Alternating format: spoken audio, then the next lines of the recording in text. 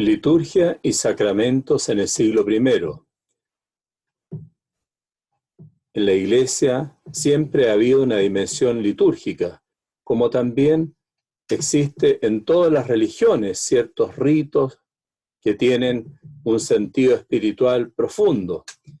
Los primeros cristianos nacen en el mundo judío, que es profundamente litúrgico, y en el judaísmo se practicaba la liturgia especialmente en el templo de Jerusalén y en las sinagogas, especialmente en ciertas fiestas como la Pascua, los tabernáculos, Pentecostés, y también existía, ¿no es cierto?, la observancia sagrada del sábado. Los primeros cristianos nacen en este ambiente litúrgico judío, y Jesús y los apóstoles participan en esas oraciones y ritos. Los primeros cristianos continúan, pero ya después de la Semana Santa, después de la muerte y resurrección de Jesús, comienzan también a tener sus propias reuniones con sus propios actos litúrgicos y sacramentales. Los cristianos siguen participando en el templo de Jerusalén, en las oraciones, aunque ya no se les ve jamás mezclados con los ritos sacrificiales, porque ellos están en la fracción del pan, viviendo el sacrificio del único cordero que sana definitivamente de los pecados. Los Hechos de los Apóstoles en el capítulo 2 narra las dimensiones de la vida de la Iglesia en esas distintas variables, que es la unión fraterna, la enseñanza de los apóstoles, la caridad y también la vida litúrgica. Bueno, esa vida litúrgica que viven los cristianos del siglo I, por supuesto que es un germen aún no desarrollado de lo que va a ser después en siglos posteriores, donde va a ser todo más estructurado. No podemos proyectar al siglo I realidades litúrgicas posteriores como edificios cristianos, basílicas o templos, o ornamentos litúrgicos o misales con rúbricas, como se verá en los sacramentarios posteriores al siglo IV. En el siglo I todo es más modesto, más sobrio. Bueno, en el Nuevo Testamento hay una profunda dimensión litúrgica, como se puede ver, por ejemplo, en el Apocalipsis, que está impregnado todo él de las doxologías y oraciones litúrgicas, la importancia del primer día de la semana, el día de la resurrección del Señor, que es el día por excelencia, el día litúrgico por excelencia para los cristianos. En el Apocalipsis están también, además de las oraciones, gestos litúrgicos, en fin. Bueno, debemos ver ante todo primero el bautismo. Ciertamente que en todas las religiones existen baños de purificación realizados con el agua, y eso en la tradición judía también existía. En Qumran existían baños rituales, y eso naturalmente que es un trasfondo que hay que tener en cuenta. Pero en el cristianismo, este baño litúrgico, este baño sagrado en agua, ya tiene un sentido específicamente cristiano, un sentido profundo, por cierto, de conversión, de cambio de vida, solemne, es un acto no reiterado, no reiterable, y que al mismo tiempo permite el ingreso, la incorporación en la iglesia. Es algo que caracteriza a todo cristiano, no hay cristiano sin bautismo. Y siempre el bautismo va a tener una dimensión pascual, va a ser conmemoración del misterio pascual del Señor. Como dice San Pablo en Romanos 6, un texto muy profundo que muestra lo que era el bautismo en los primeros cristianos, dice: cuantos fuimos sumergidos por el bautismo en Cristo Jesús, fuimos sumergidos en su muerte. Entonces, una inmersión en la muerte y una emerger vivos, habiendo muerto el hombre viejo, ahora ser una nueva criatura en Cristo. El bautismo corresponde a una obligación que Jesucristo mismo encomendó, una misión, una institución de Cristo, como enseña claramente en Mateo 28, y de hacer discípulos de todas las naciones, bautizándolos en el nombre del Padre, y el Hijo y el Espíritu Santo. Bueno, esta fórmula trinitaria, un bautismo trinitario, como aparece explícitamente aquí en Mateo 28, ya es lo característico del bautismo cristiano. En algunas oportunidades, los cristianos en su evangelización encontraron discípulos de Juan Bautista, que, como ocurrió, por ejemplo, en la evangelización en Éfeso, en Hechos 20, y claro, ellos habían sido bautizados, pero no habían recibido el Espíritu Santo porque no habían recibido propiamente el bautismo cristiano, el bautismo característico, el bautismo trinitario. El bautismo trinitario que está simbólicamente significado en lo que ocurre en el Jordán, donde ahí está el Padre en la voz que se viene del cielo, el Hijo presente en las aguas y el Espíritu Santo significado en forma de paloma. Pero ese bautismo en el Jordán, que va a ser tan importante en la catequesis bautismal posterior, es naturalmente que un indicio, un signo, porque el verdadero bautismo no lo instituyó Juan Bautista, sino Jesucristo, y con ocasión de terminar su misión en la tierra. El bautismo para los primeros cristianos era una iluminación, como dice la carta a los Hebreos en el capítulo 6, cuantos fueron una vez iluminados, gustaron el don celestial y fueron hechos partícipes del Espíritu Santo, saborearon las buenas nuevas de Dios y los prodigios del mundo futuro. Esa iluminación es también una gracia, ¿eh? Es un don del Espíritu. Como dice la carta a Tito, Él nos salvó no por obras de justicia que hubiésemos hecho nosotros, sino según su misericordia, por medio del baño de regeneración y de renovación del Espíritu Santo. ¿Eh? Baño de regeneración y de renovación en el Espíritu Santo. Este es el nuevo nacimiento del cual hablaba Jesús a Nicodemo en capítulo 3 de San Juan, donde a pesar de ser anciano, este hombre estaba llamado a nacer de nuevo, a nacer del agua y del Espíritu. Bueno, todo el Evangelio de San Juan es una profunda catequesis bautismal, no solamente en capítulo 1, donde está ese diálogo de Jesús con Juan Bautista, en el capítulo 3, el diálogo de Jesús con Nicodemo, en el capítulo 4, el diálogo de Jesús con la samaritana, en donde le revela que el que beba del agua que yo le daré, el agua que yo le daré se convertirá dentro de él en un manantial que salta hasta la vida eterna. También el capítulo 5, donde hay que sumergirse en la piscina, ¿no es cierto?, la piscina que nos limpia, que nos purifica. En fin, el capítulo 7, donde se revela el agua que brotará del corazón de Cristo, ¿no es cierto?, de su seno brotarán ríos de agua viva. El capítulo 9, del ciego de nacimiento. En fin, el Evangelio de San Juan es un evangelio profundamente bautismal. Bueno, en todo el Nuevo Testamento en realidad es muy bautismal. Uno puede ver, por ejemplo, la primera carta de Pedro y toda la tipología bautismal, donde toma acontecimientos centrales del Antiguo Testamento, como el diluvio, el paso del Mar Rojo, interpretados de una manera bautismal. No podemos reconstruir el detalle ceremonial de cómo se daba el sacramento del bautismo en el siglo I, pero claramente el bautismo nadie se lo da a sí mismo. Hay uno que es el que lo recibe, por supuesto, un sujeto, pero hay también un ministro que lo da, una persona que da el bautismo a otros. Y bueno, muchas veces hay una preparación un poquito más larga, otras veces es más breve. Por ejemplo, podemos ver la escena de Felipe con el eunuco etíope, narrada en el capítulo 8 de los Hechos de los Apóstoles. Entonces, toda una iluminación con la palabra de Dios, la aceptación de Jesucristo, y luego ya viene el sacramento que sella esa gracia de la fe.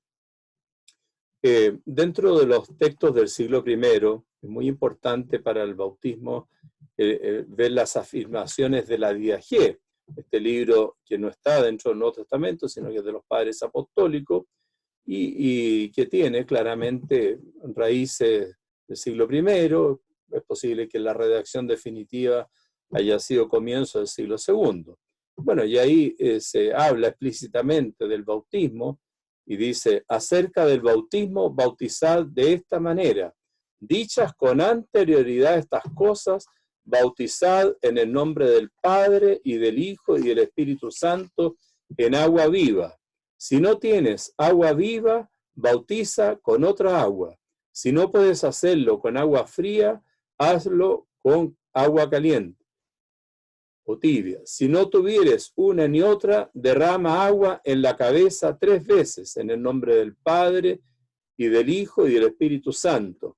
Antes del bautismo, ayunen el bautizante y el bautizando, y algunos otros que puedan. Al bautizando, empero, le mandarás ayunar 1 o 2 días antes. Bueno, aquí ya está la primera mención de ambas formas de bautismo: bautismo por inmersión y bautismo por infusión. Inmersión en el agua de un río, agua viva, o en agua de un estanque, o por infusión, derramando agua sobre la cabeza del bautizando. En el Nuevo Testamento claramente se enseña el carácter bautismal, este sello indeleble, el sfragis, como dice la carta a los Efesios: vosotros, tras haber oído la palabra de la verdad, el evangelio de vuestra salvación, y creído también en él, fuisteis sellados con el Espíritu Santo de la promesa, que es prenda de nuestra herencia, para redención del pueblo de su posesión, para alabanza de su gloria. Dice Efesios 1. Bueno, el bautismo es claramente lo principal, la base.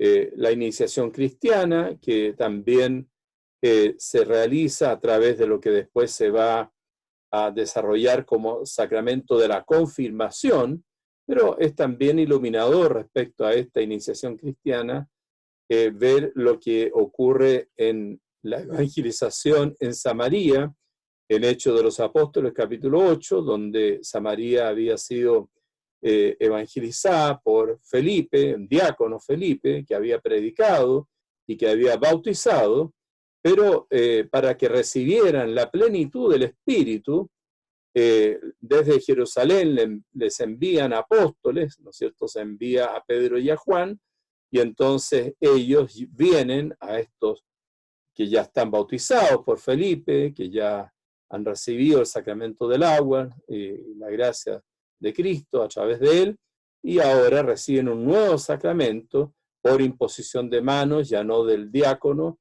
Felipe, sino de los apóstoles Pedro y Juan, y entonces reciben la plenitud del Espíritu Santo. Claramente ahí entonces está como una cierta base de lo que es el sacramento de la confirmación. Bueno, en el siglo I, dentro de la liturgia cristiana, es fundamental la Eucaristía. En todas las religiones existen comidas comunitarias, fraternas, que tienen un sentido más profundo, un sentido espiritual. En el judaísmo también existían ese tipo de comida, especialmente la Pascua, la cena de la Pascua, que se hacía una vez al año para conmemorar el Éxodo. En el caso del cristianismo, el cristianismo tiene estas comidas, pero con un sentido absolutamente cristocéntrico. Es la presencia de Cristo resucitado, y especialmente se reúnen los cristianos el primer día de la semana, llamado a partir ya del siglo I como Día del Señor, el día en que Cristo resucitó. Entonces, desde el siglo I la Iglesia siempre ha sido eucarística, aunque hay algunas espiritualidades o grupos o personas que no vivieran eso tan intensamente, como uno puede pensar en los anacoretas del siglo IV, que vivían solitarios en el desierto. Claro, no estaban alimentados habitualmente por la Eucaristía, pero en general siempre la Iglesia ha sido eucarística, y la Eucaristía parte con la institución que Jesucristo ha hecho en la última cena, por cierto, pero también antes en su catequesis, en su predicación, en sus gestos, milagros, como la multiplicación de los panes, o también en el sermón de pan de vida hecho en Cafarnaún. Todo lo que hace Jesucristo en la Eucaristía tiene raíces, por supuesto, en el Antiguo Testamento, y el Nuevo Testamento ve de alguna manera significado, por ejemplo, en Melquisedec, que ofrece pan y vino, como narra Génesis 14, o puede verse también como la sabiduría divina en Proverbios 9,5, la sabiduría prepara un banquete de pan y vino. Entonces, estos signos del pan y del vino, usados de una manera religiosa, de una manera litúrgica, ya estaban presentes en el Antiguo Testamento, y claro, en el Nuevo Testamento adquieren una centralidad mucho mayor en la Eucaristía. En el Nuevo Testamento es muy importante la palabra Eucaristía, una palabra griega que aparece 15 veces en el Nuevo Testamento, y que es la traducción del concepto hebreo todá, acción de gracias, agradecimiento. El verbo eucharistein aparece 38 veces en el Nuevo Testamento y aparece 4 veces en el Antiguo. También, aparte de este concepto principal, está también el concepto fracción del pan, clasis tus artu, clasis, esta fracción, esta partición, el pan partido. La fracción del pan aparece explícitamente en Lucas 24, en los discípulos de Maús, y también en Hechos 2:42, en ese resumen de lo que era la vida comunitaria de la primera comunidad cristiana, que perseveraba en la fracción del pan. Más frecuente que el concepto mismo, fracción del pan, es el verbo partir el pan, el verbo clauton, arton. Entonces, el concepto de la fracción del pan es un concepto claramente alusivo a la Eucaristía. También en el Nuevo Testamento se le llama Cena del Señor. San Pablo, en la primera carta a los Corintios, en el capítulo 11, que es el texto más eucarístico dentro de las epístolas paulinas, dice: cuando os reunís, pues, en común, eso ya no es comer la cena del Señor, porque cada uno come primero su propia cena. Bueno, entonces ahí cuando se habla de Kyriakon deibnon, la cena del Señor, está aludiendo claramente a la última cena, y él de hecho después detalla en ese mismo capítulo 11 los gestos y palabras con mucha y cuidadosa precisión, reflejado por Pablo y reflejado como algo que él ha recibido ya por tradición. Dice: porque yo recibí del Señor lo que os he transmitido, que el Señor Jesús, la noche en que fue entregado, tomó pan, y después de dar gracias, lo partió y dijo: este es mi cuerpo que se da por vosotros. Haced esto en memoria mía. Asimismo, también la copa después de cenar, diciendo: esta copa es la nueva alianza en mi sangre. Cuantas veces la bebiereis, hacedlo en memoria mía. Pues cada vez que coméis este pan y bebéis esta copa, anunciáis la muerte del Señor hasta que venga. Entonces, capítulo 11, la primera carta a los Corintios, un texto importantísimo para la teología eucarística neotestamentaria, y donde claramente aparece el concepto pan, ¿no es cierto?, artos, y el cáliz, ¿no es cierto?, poterion, siguiendo con mucho detalle los gestos y palabras de Jesús en la última cena, y todo esto con el encargo de hacerlo, y hacerlo como un memorial, una anamnesis, al concepto anamnesis, memorial, hacer esto en memoria mía, como dice Lucas 22 al narrar la última cena. Los evangelios sinópticos narran todos la institución de la Eucaristía en la última cena, con ocasión de la convocación, de la reunión de los apóstoles con Jesús para celebrar la Pascua judía, pero diferenciado de la celebración de la misma Pascua. Ahí en el relato, Mateo y Marcos coinciden mucho los detalles y Lucas coincide más bien con lo que da San Pablo en la primera carta a los Corintios, capítulo 11. La Eucaristía es celebrada en ese contexto pascual, donde ahí la cena era presidida por el cabeza de familia y donde con ocasión de una copa al final de la comida, hay una oración más larga, y entonces ahí hay 4 verbos muy importantes que Jesús utiliza el Evangelio para describir los gestos de Jesús. Primero, tomó el pan, después partió, dio gracias, el segundo es dio gracias, Eucharistein, después partió y luego dio, o sea, lo entregó. Esos 4 verbos, tomó, dio gracias, partió y dio, son los 4 gestos esenciales de la Eucaristía.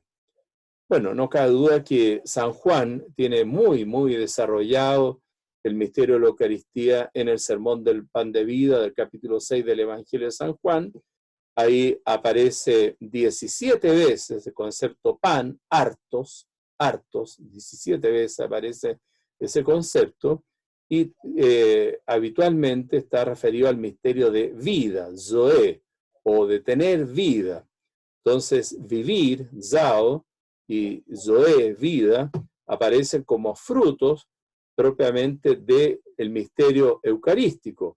Y ese misterio es un misterio que hay que comer. Es verdad que Cristo es pan de vida ya por la encarnación, es el pan bajado del cielo, y ahí se le acoge por la fe, pero también en ese sermón se habla en la segunda mitad de Cristo, ya no solo por la encarnación, sino que es pan de vida por la Eucaristía, y ahora no se trata solo de creer, sino de comer, y para comer ahí se usan 2 verbos, primero el verbo estío, comer, y el verbo trogo, que es más realista, más intenso, es casi tragar. Claramente enseña el Nuevo Testamento la presencia real de Cristo en la Eucaristía, una presencia que está en ese pan consagrado y que pasa al corazón, al interior. Entonces, quien come mi carne y bebe mi sangre permanece en mí y yo en él. O sea, se da una inhabitación vital en el alma, en el corazón del cristiano, una inhabitación fecunda, ¿no es cierto? Quien me come vivirá por mí. El carácter sacrificial de la Eucaristía se fue desarrollando lentamente, pero la carta a los Hebreos subraya que tenemos un altar, como dice Hebreos 13, aunque probablemente se refiere directamente a la cruz, pero es un altar de donde se come y comen no los que comen de la tienda del templo judío, sino que es los que ya son cristianos. Y bueno, y ahí se habla de la salvación por la sangre de Cristo, que Cristo ha derramado su sangre, y ese sacrificio tiene validez de una vez y para siempre, y ese sacrificio único es el que se hace presente en cada Eucaristía, que es presencia del sacrificio de Cristo. Y la Didaché en este mismo tiempo va a recordar lo que dice el profeta Malaquías, ¿no es cierto? Este es el sacrificio del que dijo el Señor: en todo lugar y en todo tiempo se me ofrece un sacrificio puro, porque yo soy Rey grande, dice el Señor, y mi nombre es admirable entre las naciones. Así en Didaché 14, recordando lo que dice Malaquías 1. Y bueno, ahí el concepto tusía, sacrificio, que también tusía significa hostia, y San Pablo también lo aplica a lo que debe ser cada cristiano, como dice ahí en Romanos 12, dice Pablo: os exhorto, pues, hermanos, por la misericordia de Dios, que ofrezcáis vuestros cuerpos como una hostia viva, santa, agradable a Dios. Tal será vuestro culto espiritual. Entonces el cristiano no solamente recibe la hostia, sino que se hace hostia y se ofrece a Dios, ofrece toda su vida con el sacrificio de Cristo. Bueno, la Didache va a subrayar esto de la celebración en el Día del Señor, en el día domingo, que eso también está expuesto en el Nuevo Testamento, en el Apocalipsis y también en los Hechos de los Apóstoles, hablando del primer día de la semana, y eso corresponde también a lo que un pagano como Plinio, el gobernador de Bitinia, en el año 112, hace describiendo a los cristianos, dice, tienen por costumbre reunirse en días señalados antes de salir el sol y cantar, alternando en coros, un himno a Cristo como a Dios. Terminado todo esto, se retiraban cada uno a su casa y se volvían a reunir para tomar una comida ordinaria e inofensiva. Bueno, esta descripción enigmática hecha por un pagano que, claro, no entiende lo que era esa comida, pero atestigua ya la convocación, la reunión de los cristianos en el Día del Señor. Esta reunión, ¿no es cierto?, esta comida cristiana, se hacía kat oikon, por las casas. Puede ser que haya sido turnándose, alternando de una casa a otra, pero evidentemente no todavía en edificios cristianos, en iglesias, basílicas o construcciones propias. Y siempre está acompañado de una enseñanza. La Eucaristía siempre es con palabra de Dios y con una cierta explicación de la palabra de Dios. Ahí Hechos 20, Hechos de los Apóstoles, en el capítulo 20, narra cómo lo hace Pablo, una enseñanza que se alargó, y bueno, por eso ahí uno de los oyentes incluso se quedó dormido, en fin. Pero bueno, y entonces en ese contexto de enseñanza fue que luego hace la fracción del pan. En la Didache hay textos, pero que no todos consta que sean textos eucarísticos, pero son significativos. Dice, respecto a la acción de gracias, daréis gracias de esta manera. Primeramente sobre el cáliz. Te damos gracias, Padre nuestro, por la santa viña de David tu siervo, la que nos diste a conocer por medio de Jesús tu siervo. A ti sea la gloria por los siglos. Luego sobre el fragmento. Te damos gracias, Padre nuestro, por la vida y conocimientos que nos manifestaste por medio de Jesús tu siervo. A ti sea la gloria por los siglos. Como este fragmento estaba disperso sobre los montes y reunido se hizo uno, así sea reunida tu iglesia de los confines de la tierra en tu reino, porque tuya es la gloria y el poder por Jesucristo eternamente. Que nadie empero coma ni beba de vuestra acción de gracias, sino los bautizados en el nombre del Señor, pues acerca de ello dijo el Señor, no deis lo santo a los perros. Después de saciaros daréis gracias así. Te damos gracias, Padre Santo, por tu santo nombre, que hiciste morar en nuestros corazones y por el conocimiento y la fe y la inmortalidad que nos diste a conocer por medio de Jesús tu siervo. A ti sea la gloria por los siglos. Tú, Señor omnipotente, creaste todas las cosas por causa de tu nombre y diste a los hombres comida y bebida para su disfrute. Mas a nosotros nos hiciste gracia de comida y bebida espiritual y de vida eterna por tu siervo. Ante todo te damos gracias porque eres poderoso, a ti sea la gloria por los siglos. Bueno, es muy abundante tanto en el Nuevo Testamento como en los Padres Apostólicos, en toda la literatura cristiana del siglo I, muy abundante la dimensión eucarística. Ahora, digamos alguna palabra sobre los orígenes del sacramento de la penitencia. Bueno, siempre el pecado es un mal que aflige al hombre y que es obrado por el propio hombre, y en todas las religiones tienen sentido del pecado y saben que son actos humanos inaceptables, de los cuales hay que corregirse y de los cuales hay también que purificarse. En el mundo judío existían también costumbres penitenciales ritos de purificación y de expiación por los pecados, y el cristianismo va a tomar elementos del mundo judío para proyectarlos en su propia disciplina penitencial. Por supuesto, no podemos pretender encontrar aquí en el siglo I todos los detalles de la confesión auricular o privada del penitente ante el sacerdote, tal como se generalizó en el siglo VI gracias a los misioneros irlandeses.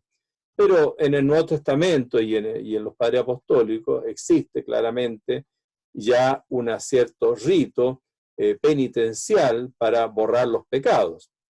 Está claro que Jesucristo vino al mundo para salvar a los hombres, que Él limpia de los pecados, que Él se ofrece en expiación por los pecados, asumiendo lo que decía Isaías 53 respecto al siervo sufriente, y que Jesús tiene poder en la tierra, para que veáis que el Hijo del Hombre tiene poder de perdonar los pecados, y ahí Marcos 2,10, Jesús sana al paralítico para demostrar esa autoridad, ese poder divino de borrar los pecados.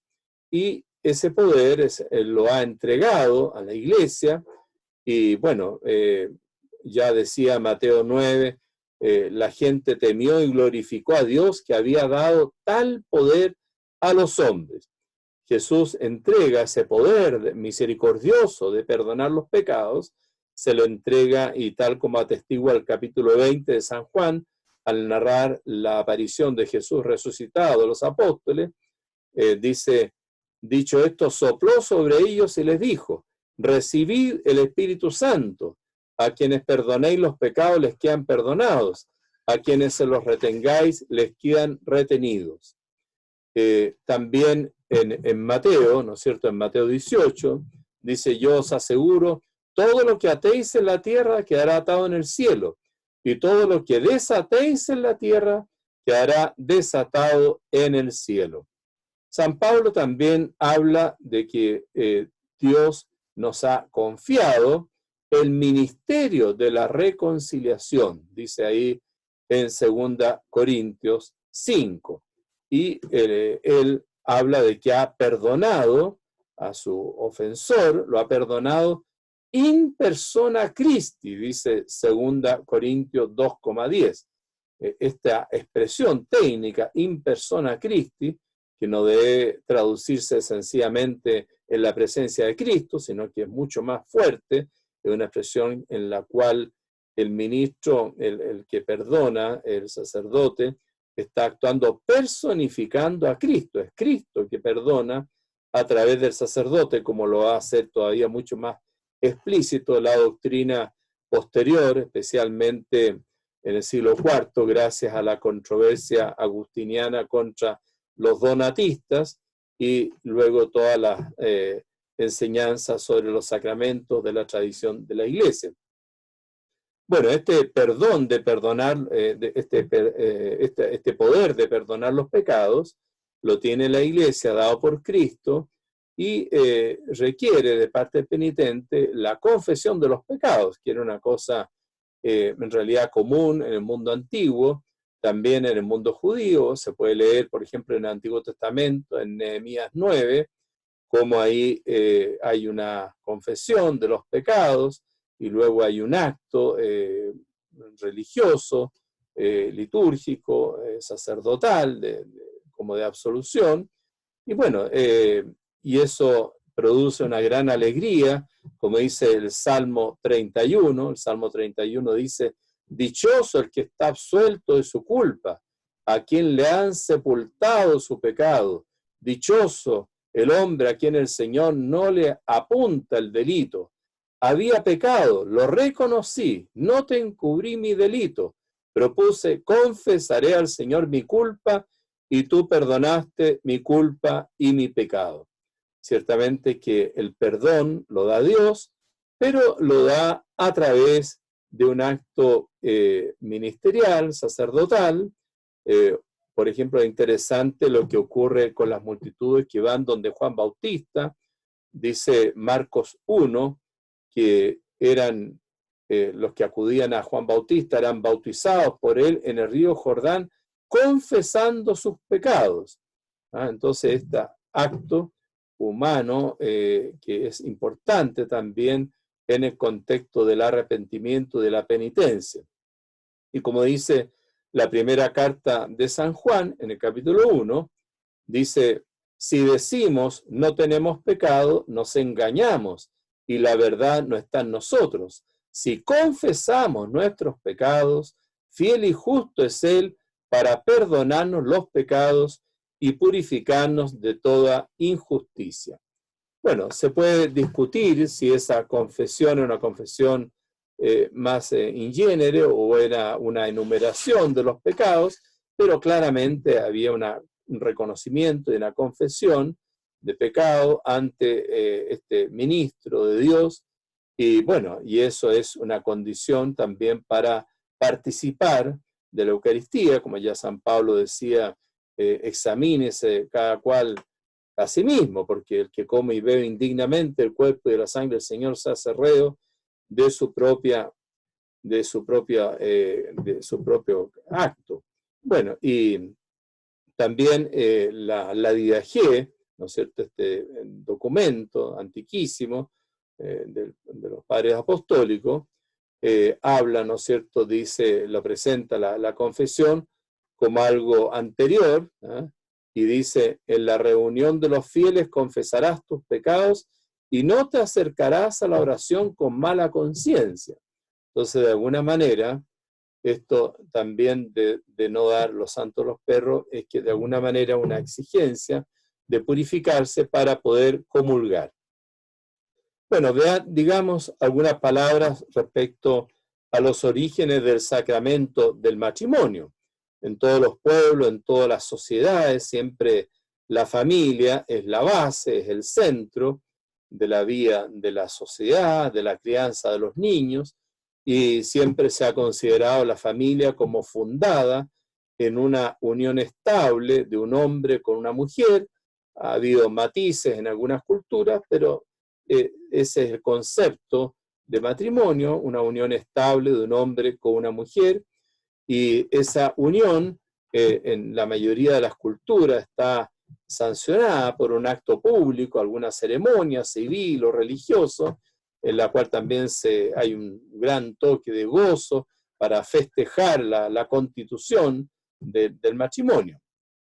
Bueno, el cristianismo toma toda la enseñanza del matrimonio del Antiguo Testamento y de las enseñanzas de Jesús. Jesús le da mucha importancia al matrimonio, a la familia. Su primer milagro, las bodas de Caná, tiene una profunda significación. Se asume que el matrimonio es hacer vivir la alianza de Dios, así como enseñaron los profetas, Ezequiel, Jeremías y sobre todo Oseas, como la alianza de Dios con su pueblo se ha hecho presente y viva en la unión del hombre con la mujer, y esa alianza es indestructible, y bueno, y se festeja con y el amor de los esposos, y el cantar de los cantares muy elocuente en festejar ese amor. Y tiene ese amor una dimensión religiosa, sagrada, y por eso está la presencia de Jesús, y Jesús quiere fortalecer el matrimonio y establece claramente y explícitamente la indisolubilidad del matrimonio, y en eso corrige lo que había permitido Moisés respecto al divorcio, y retoma lo que aparece ya en la creación como doctrina de la indisolubilidad, y bueno, y también lo que ya profetas como Malaquías enseñaban en el capítulo 2, ¿no es cierto? Yo detesto el divorcio, odio el repudio.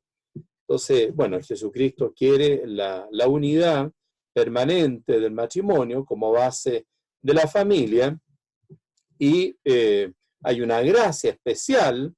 No es solamente un compromiso, un acto humano, sino que hay también un acto divino, y hay una presencia de Cristo, y la presencia en Caná de Galilea ya lo insinúa, Y también San Pablo, en la primera carta a los Corintios, en el capítulo 7, habla del hombre y la mujer unidos en el Señor. Entonces, de alguna manera, con un sentido religioso, espiritual, y San Pablo en la carta a los Efesios habla de la unión del hombre y la mujer como una actualización de la unión de Cristo con la iglesia. Entonces, maridos, amad a vuestras mujeres como Cristo amó a la iglesia. Él se entregó a sí mismo por ella. Bueno, esa unión del hombre y la mujer, de Cristo con la iglesia, ahí, ¿no es cierto?, lo llama, este es un gran sacramento. To mysterium tuto mega estin. Efesios 5,32.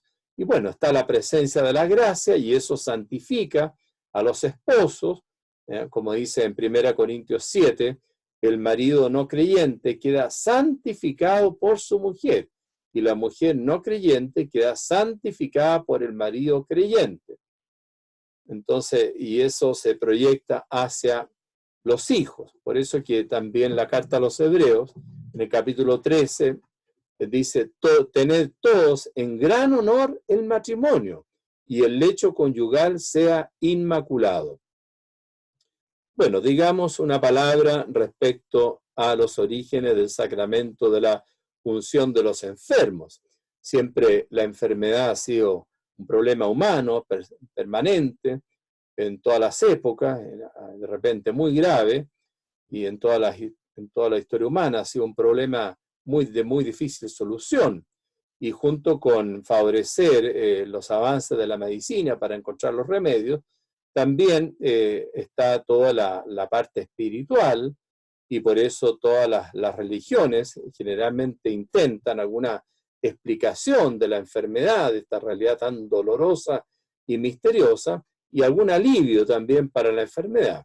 Bueno, en la Sagrada Escritura también existe esto. En el Antiguo Testamento el enfermo plantea su dolor ante Dios, como se ve en el Salmo 38, le implora la curación, como se ve en el Salmo 6 y en Isaías 38, y existían ciertos ritos litúrgicos en algunas enfermedades, como en el caso de la curación del leproso, y por supuesto salmos a las cuales los enfermos agradecían a Dios la curación, y se anunciaba en el Antiguo Testamento que con ocasión de la venida del Mesías, entonces se iba a producir sanaciones de enfermos, y así lo tenemos en Isaías 35, en Isaías 33, y bueno, Isaías 53, Isaías 61.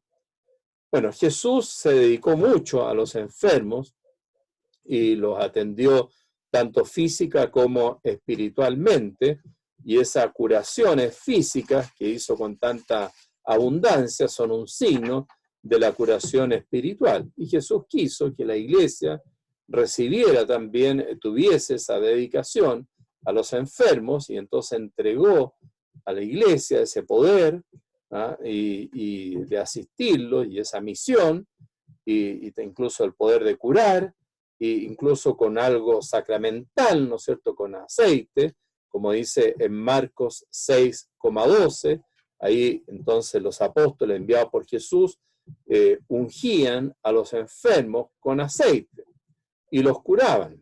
Bueno, eso es lo que también podemos ver en el Nuevo Testamento, donde la carta de Santiago en el capítulo 5 dice, si hay entre vosotros algún enfermo, llame a los presbíteros para que oren sobre él y lo unjan con el óleo en el nombre del Señor.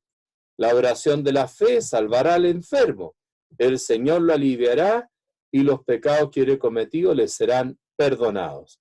Entonces ahí claramente se ve una atención sacramental a los enfermos mediante el óleo, y eso es realizado por presbíteros, por sacerdotes, y con tres consecuencias importantes: una fortaleza para llevar la cruz de la enfermedad, después, si es la voluntad de Dios, una curación física, y también el hecho de que se le borran los pecados como efecto de ese sacramento de la unción de los enfermos. Bueno, digamos alguna palabra también sobre los orígenes del sacramento del orden. En toda religión existen líderes, conductores, pastores, maestros, en fin, y se considera que tienen un carisma, una cierta presencia especial del Espíritu de Dios, y por lo tanto se les conviene escucharlo y obedecerlo. Bueno, en el Antiguo Testamento eso se da de manera muy especial en los sacerdotes. Es verdad que en Israel los sacerdotes recibían el sacerdocio de manera hereditaria por pertenecer a la tribu de Leví y ser de la descendientes de Aarón. Pero ya en el Levítico uno puede ver en el capítulo 8 un rito de ordenación sacerdotal. Entonces, toda una investidura con unción y que daba el Espíritu para que el sumo sacerdote particularmente pudiese realizar su misión sacerdotal con la asistencia del Espíritu. Bueno, en el Nuevo Testamento todo está centrado en Jesucristo. Él funda la iglesia y él quiere que la iglesia sea conducida por pastores y eligió a los apóstoles. Es verdad que toda la iglesia va a ser un reino de sacerdotes, como dice Apocalipsis 1, y existe el sacerdocio real de todos los bautizados, como podemos ver en 1 Pedro 2, pero hay específicamente individuos que tienen una misión de conducción, son los pastores de la iglesia, que son elegidos, llamados por Cristo, como lo hizo con los apóstoles, y a los cuales en la última cena les dio, ¿no es cierto?, la facultad y la misión de realizar la Eucaristía, hacer esto en memoria mía, y entonces esa primera misa fue también la primera ordenación sacerdotal. Y bueno, todos los sacerdotes participan del sacerdocio de Cristo, que es el único verdadero sacerdote, y el sacerdocio cristiano es una participación de ese sacerdocio, y ese carisma, ese don especial, se transmite en la iglesia. Por ejemplo, es interesante lo que ocurrió con Matías, según narra Hechos 1, después de que había muerto Judas, y entonces era necesario escoger un nuevo apóstol, y entonces fue elegido por los apóstoles en oración, y entonces fue agregado a los Hechos de los Apóstoles, fue agregado al grupo de los apóstoles. Bueno, entonces la iglesia tiene la misión de constituir nuevos sacerdotes, y obispos y diáconos, ahí se va a ir viendo, y entonces eso lo hace la iglesia mediante este sacramento vinculado a la imposición de manos, a la hierotonía. Y bueno, así por ejemplo podemos ver en la carta a Tito, en el capítulo 1, dice Pablo: el motivo de haberte dejado en Creta fue para que acabaras de organizar lo que te faltaba y establecieras presbíteros en cada ciudad como yo te ordené. Y también Pablo le dice a Timoteo: te recomiendo que reavives el carisma de Dios que está en ti por la imposición de mis manos. Así en 2 Timoteo 1,6. Bueno, por supuesto, en los siglos siguientes se va a precisar todo lo relativo al sacramento del orden y en sus 3 grados, recibido para obispos, para sacerdotes, para diáconos.